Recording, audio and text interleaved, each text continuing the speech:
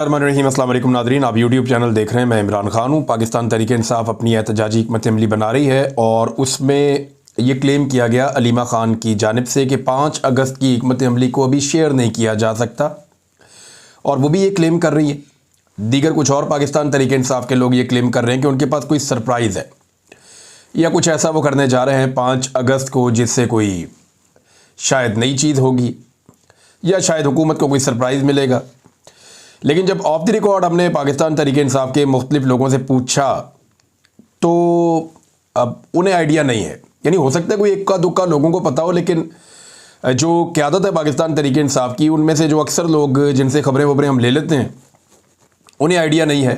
उन्हें सिर्फ यही पता है कि शेड्यूल के जो एहतजाज होंगे वो होंगे और 5 अगस्त के दिन में ज़रा ज़्यादा एहतजाज किया जाएगा, इसलिए कि 5 अगस्त को इमरान खान साहब को गिरफ़्तार किया गया था। अब ये जनाब पाकिस्तान तहरीक इंसाफ का अभी तक का प्लान है, जिसमें पाकिस्तान तहरीक इंसाफ के अक्सर लोगों को नहीं पता कि ये मंसूबा है क्या।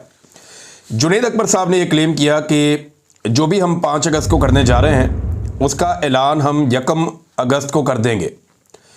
यानी 1 अगस्त को लोगों को पता चल जाएगा कि 5 अगस्त को पाकिस्तान तहरीक इंसाफ क्या करने जा रही है, जबकि पार्टी के कुछ लोग कह रहे हैं जी हम आखिरी दिन तक नहीं बताएंगे, अगर हम बताएंगे तो हमारे बंदे गिरफ्तार हो जाएंगे, हमारे लिए मुश्किलात बढ़ जाएंगी।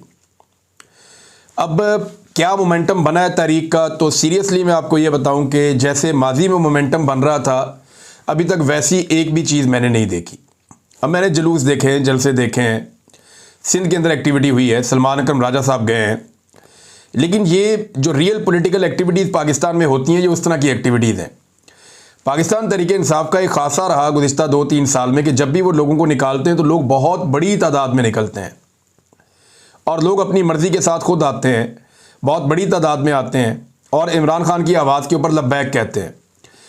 वो चीज़ अभी तक दिखाई नहीं दी। एक आदमी जेल में बैठा और पाकिस्तान की आवाम की वजह से बैठा, और पाकिस्तान की आवाम इस बात को जानती भी है, लेकिन जो लोग लोगों को बाहर बुला रहे हैं उनके ऊपर से लोगों का ट्रस्ट कमज़ोर पड़ गया है। तहरीक इंसाफ ने आपस में इतनी लड़ाइयाँ की, एक दूसरे को इतना गद्दार कहा, एक दूसरे को इतना ज़्यादा टारगेट किया कि अब आहिस्ता आहिस्ता सारे लोग जो है वो अपनी क्रेडिबिलिटी ऐसा लगता है खोते चले जा रहे हैं और लोग इनकी आवाज़ सुनने को भी शायद तैयार नहीं है या उस बड़े पैमाने पर तैयार नहीं है। इमरान खान के नाम पे लोग निकलते तो हैं, अभी भी जो है वो काफ़ी दिन बाकी हैं, यानी वो 4 दिन ये बाकी हैं, उसके अलावा कोई 5 दिन जो है वो अगस्त के बाकी हैं। तो 5 अगस्त तक क्या होगा, अभी 1-1.5 हफ्ते का टाइम है, 1 हफ्ते से ज़्यादा का टाइम है। देखते हैं कि लोगों का कोई मोमेंटम बनता है या नहीं बनता, लेकिन अभी तक मोमेंटम बनाने की कोशिश की जा रही है। और मैं आपको सीरियसली ये बताऊं कि जो कोशिश इस मरतबा पाकिस्तान तहरीक इंसाफ की लीडरशिप कर रही है, ये माजी से ज़्यादा कोशिश हो रही है।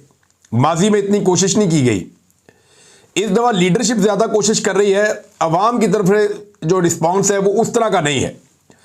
माजी में अवाम का जो रिस्पॉन्स है वो बड़ा तगड़ा था और लीडरशिप को कुछ भी नहीं करना पड़ा था, अवाम निकल के आ गई थी। अब सवाल यह पैदा होता है कि 5 अगस्त तक ऐसा क्या करेगी पाकिस्तान तहरीक इंसाफ, या कौन सी ऐसी अनाउंसमेंट करेगी कि एक मोमेंटम बनेगा। इमरान खान साहब तो जेल के अंदर अग्रेसिव हो गए, उन्होंने तो जारहाना बयान देना शुरू कर दिए। उन्होंने सीधी डायरेक्ट चढ़ाई आसिम मुनीर साहब पे की है और वो सारी चीज़ों के लिए आसिम मुनीर साहब को जिम्मेदार करार दे रहे हैं। मैंने आपको इमरान खान साहब का स्टेटमेंट पढ़ के सुनाया, तो कोई भी कभी भी किसी फील्ड मार्शल या आर्मी चीफ के खिलाफ जेल में बैठा हुआ हुक्मरान कभी ऐसा नहीं बोला जैसा इमरान खान साहब बोल रहे हैं। हत्ता कि जुल्फ़िकार अली भुट्टो के बयानात भी हैं, लेकिन मोहतात बयानात थे। नवाज शरीफ के बयानात भी हैं, आसिफ अली जरदारी के बयानात भी हैं। अलग इनके तो बयानात जब जेल में ही होते हैं तब तो आर्मी चीफ का ये नाम भी नहीं लेते, तब तो ये उनके बारे में एक लफ्ज़ भी नहीं बोलते, ना आर्मी चीफ का। आप गौर करना, नवाज शरीफ जितनी दफ़ा जेल गया, कभी नवाज शरीफ ने आर्मी चीफ का नाम लिया? तब तो किसी अर्दली का नाम भी नहीं लेते ये।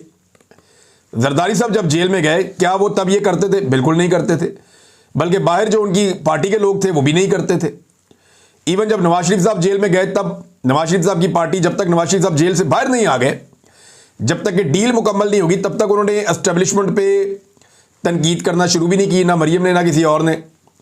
तो ये बड़ा क्लियर है कि इमरान खान ने जेल में बैठकर एस्टेब्लिशमेंट के साथ वो कर दी है जो कोई और लीडर जिसका तसव्वुर भी नहीं कर सकता। और इमरान खान एक्चुअली एक ब्रांड है। मैं आपको बताता हूँ ना, ज़ाती तौर पे मैं यहाँ अभी बरतानिया में हूँ, तो यहाँ पहुँचने से पहले मैं कुछ 10 के करीब मुल्क फेरा हूँगा। बेशुमार लोग मुझे मिलते भी थे जो पाकिस्तानी नहीं थे, यानी सेंट्रल एशिया गया, मैं इधर गया, ईस्ट एशिया गया, ये मलेशिया इंडोनेशिया वाली साइड पे, इधर ये अजरबैजान, जॉर्जिया वॉर्जिया, बहुत सारे मुल्कों में मैं गया, और ये गल्फ कंट्रीज, और अभी मैं यूके में हूँ। ये जिन ममालिक में भी मैं गया, मैं लोगों से मिला, तो जब भी किसी को पता चलता है कि मैं पाकिस्तानी हूँ, चाहे वो टैक्सी ड्राइवर है, चाहे वो कोई और आदमी है, और पाकिस्तानी नहीं भी है, तो वो डायरेक्टली इमरान खान का नाम लेते हैं लोग। ये हकीकत है। जितने लोग पाकिस्तान से बाहर रहते हैं या ट्रैवल करते हैं, वो जाएं दुनिया के जिस मर्जी मुल्क में जाएं, वो जैसे ही किसी को मिलेंगे वो आपको इमरान खान का नाम लेगा। लोग इमरान खान के नाम के साथ पाकिस्तान को और पाकिस्तान के नाम के साथ इमरान खान को नत्ती करते हैं, जोड़ते हैं। ये अल्लाह ताला ने उसको इज्जत दी है, वो एक ब्रांड बन के सामने आ गया।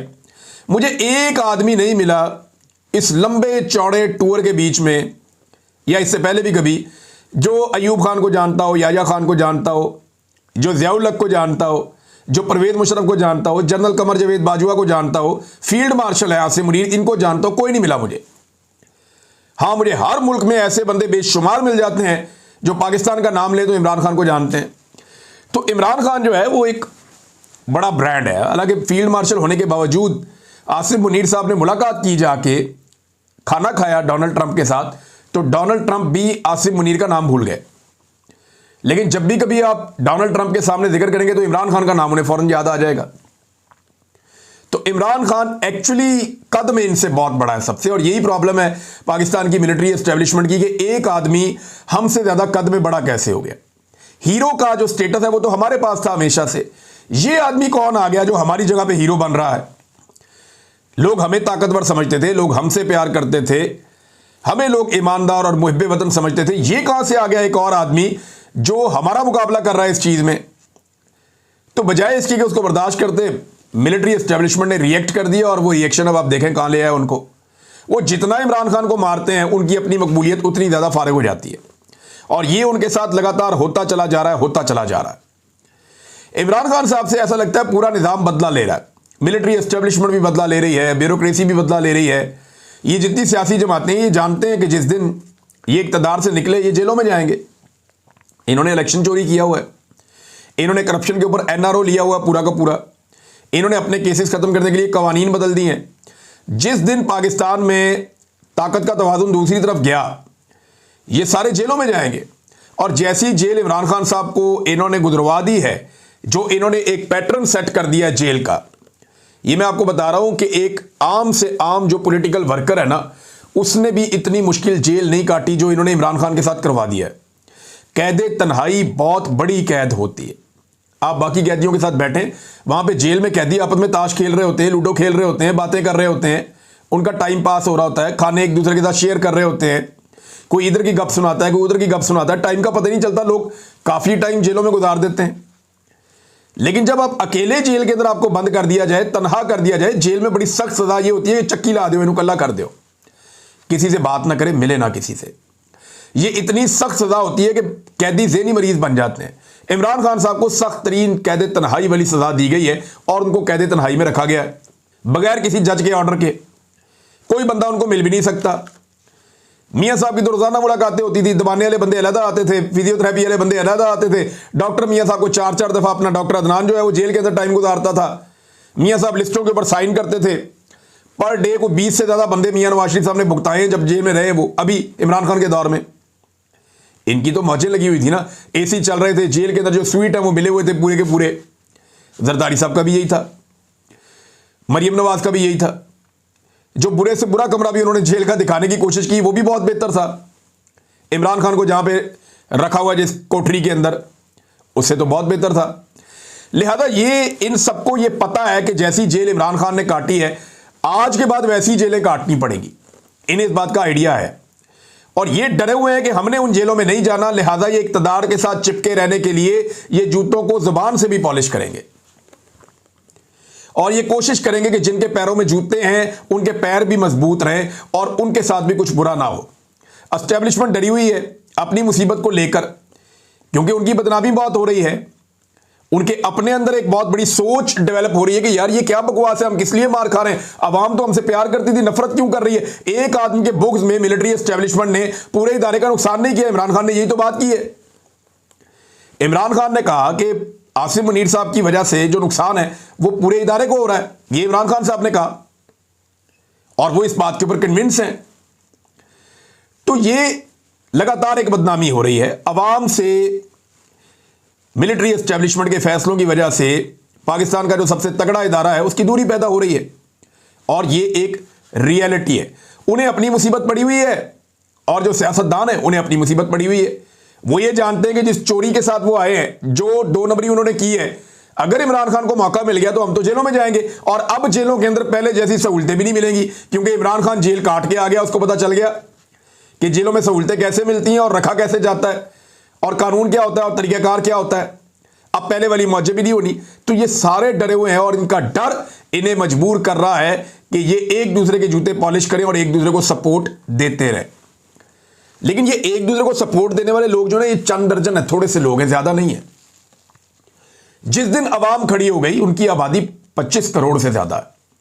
जिस दिन पाकिस्तानी खड़े हो गए, अवाम खड़ी हो गई, उस दिन ये आपको चंद दर्जन लोग नजर भी नहीं आएंगे। ये बेचारे फ्लाइटें ढूंढते फिरेंगे, कोई उधर भागेगा, कोई उधर भागेगा, कोई उधर भागेगा, ये आपको दिखाई भी नहीं देंगे। आप इन्हें ढूंढेंगे, आपको पता चलेगा ये गए किधर।